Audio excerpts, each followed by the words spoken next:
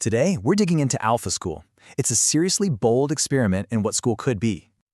This network of private schools is betting that, yeah, it can, and they're making a huge promise. The claim is simple. Students learn twice as much in just 2 hours a day. Seriously. Okay, so how on earth is that supposed to work? Let's get into the model Alpha pitches. They split the day in two. Mornings are for super fast academics, freeing up the afternoons for other skills. And get this, instead of teachers, students learn from what Alpha calls an AI tutor for core subjects.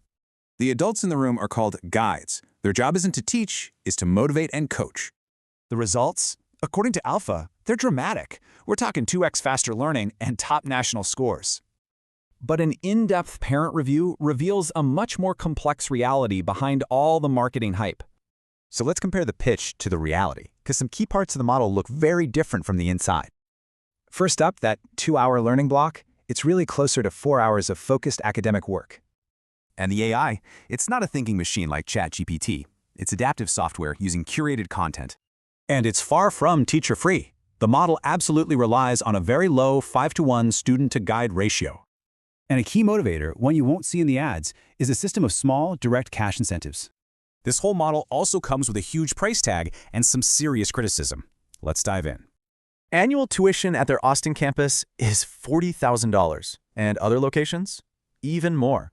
Beyond just the cost, critics point to unverified academic claims, potential selection bias, and governance concerns.